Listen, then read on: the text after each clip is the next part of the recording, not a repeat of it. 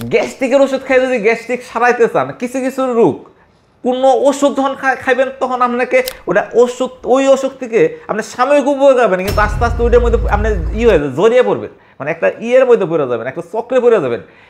আমার কাছে এমনও রুগী আছে যারা 20 বছর, 10 বছর, 15 বছর যারা শুধু ওই গ্যাস্ট্রিকের ওষুধ খাচ্ছে। এখন এতে কি দাঁড়াইতেছে? যদি গ্যাস্ট্রিক তো এমন কোনো রোগ না যেটা আপনাকে সারা জীবন খাই যেতে হবে, সারা জীবন খাওয়া এটা কোনো ওষুধের মধ্যে পড়ে না। ওষুধ যখনই বলা হবে তখন এটা একটা নির্দিষ্ট সময় থাকবে। গ্যাস্ট্রিকের জন্য টক্সিন আউট প্রোডাক্টটা মার্কেটে আলহামদুলিল্লাহ অনেক দিন যাবত আছে। এই একটা প্রোডাক্ট যখন অনেক দিন যাবত থাকে তখন এই প্রোডাক্টটা থাকার পিছনে মূল যেটা কাজ করে সেটা এটার কিছু উপকার আছে, এবং কিছু মানুষের দোয়া থাকে, এবং কি দোয়া যখন না থাকে, আল্লাহর পক্ষ থেকে মানুষের যখন দোয়া থাকে তখন ওই প্রোডাক্টটা ওই মানুষের কাছে আবার দেখা যায় তার ইয়ে থেকে, যেমন যদি এটা ভালো না হইতো বা কাজ না করতো তাইলে হয়তো আমিও উৎসাহ পাইতাম না। আমি কিছু মানুষের যে মানে এমন কিছু পাই, মানে মানে তাদের উৎসাহ পাই, তখন আমার কাছে মানে উৎসাহটা আস্তে আস্তে মানে আমাকে নিজেকে মানে সামনের দিকে আগের জন্য মানে বেশি ভূমিকা পালন করে। খাবার সবসময় খাওয়া যায়, কিন্তু ওষুধ একটা নির্দিষ্ট সময় থাকে, একটা ডোজ থাকে। সারা জীবন ওষুধ খাই যাবেন এই কথাটা মানে এটা ইসলামের সাথেও সাংঘর্ষিক কথা। এই কথা নিয়ে আমি তাই কারণ আল্লাহ এমন কোনো রোগ পাঠায় না, আরোগ্য দেয় নেই। গ্যাস্ট্রিকের জন্য যদি কোনো ভেষজ আসে যে আপনি কি খাবেন, গ্যাস্ট্রিক হয়ে গেছে কি খাবেন, এখন গ্যাস্ট্রিক আর হাইপার অ্যাসিডিটি মানে অ্যাসিড বাইরে যাওয়া, এটা কিন্তু দুইটা আলাদা জিনিস। এখন আমরা হয়তো মিলিয়ে ফেলাই, আমরা সবাই মিলিয়ে ফেলাই, গ্যাস্ট্রিক হয়েছে তার মানে আমার অ্যাসিড বাড়ছে।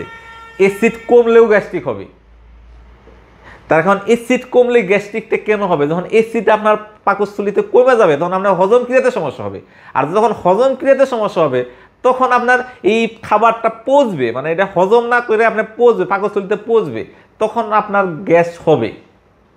আর গ্যাস হবে তখন আমাদের গ্যাস্ট্রিকের ওষুধ খাইলে কিন্তু উপকার পাচ্ছে মানে আমাদের অ্যাসিড কমে যাওয়ার কারণে গ্যাসের যে একটা ক্রিয়া ছিল ওই ক্রিয়াটা সাময়িক সময়ের জন্য বন্ধ হয়ে গেছে, কিন্তু আমাদের মূল কাজটা করতেছে কি, আমরা মূল কাজটা কিন্তু সমাধান হচ্ছে না। আপনার খাবারটা কিন্তু পচানোর কারণে গ্যাস হইতেছে।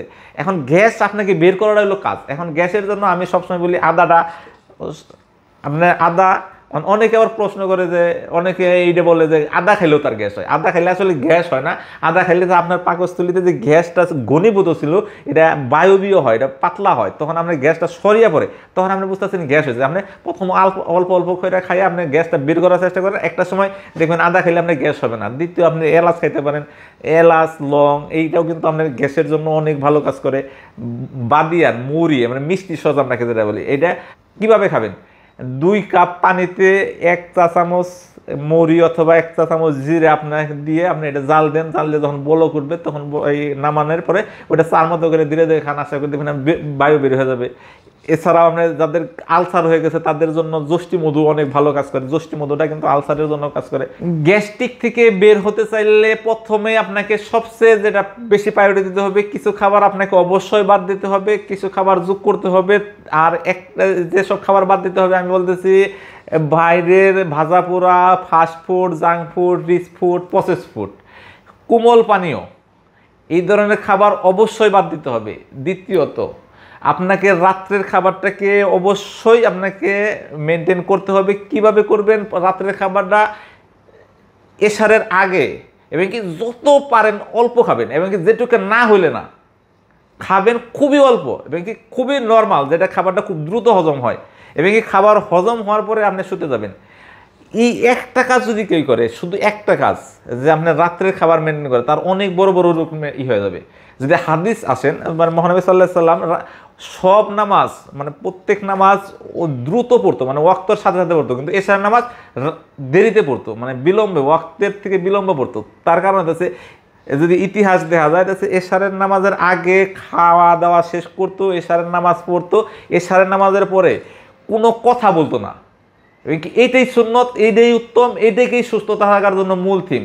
এবং কি রাত 9টা থেকে রাত 3টার মধ্যে ঘুম, এটা হলো উত্তম ঘুম। এই সময় যে কেউ যদি ঘুমাইতে পারে তার 70 থেকে 80% বড় বড় রোগ চলে যাবে।